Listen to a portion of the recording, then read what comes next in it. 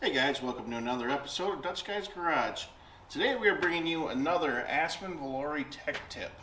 And today we are going to cover how to adjust the torsion bars on a 1978 through 1980 Aspen or Volare, and it crosses over into the M bodies, which are Diplomats, Fifth Avenues, and Furies of the 80s. They all share that same transverse torsion bar front suspension.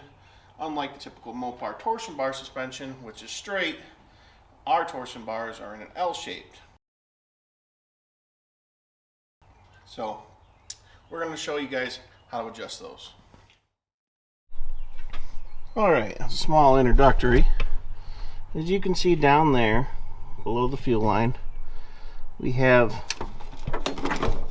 the tip of our bolt, and that is actually what adjusts our ride height up and down.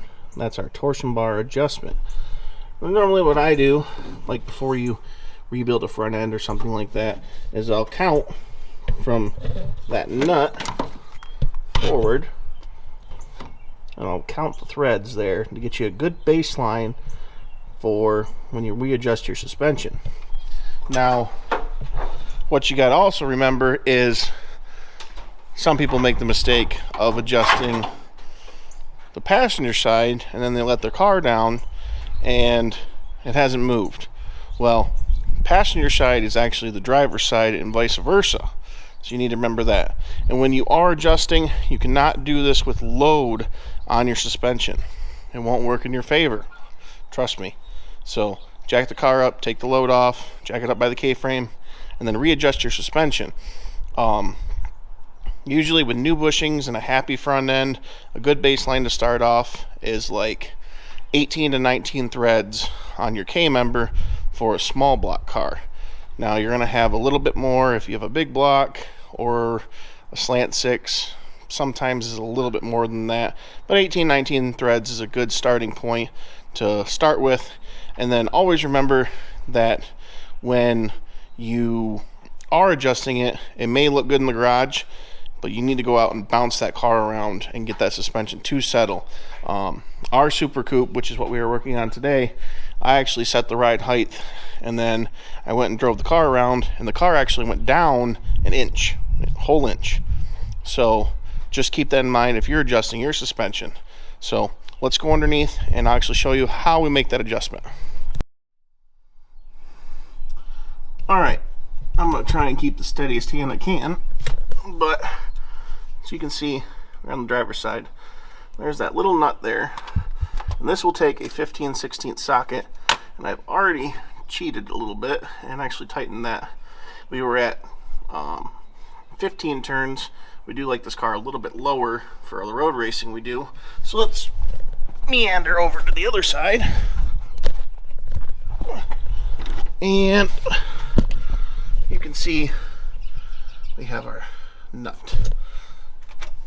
Now, you can do this with a ratchet, but I don't have the patience for any of that.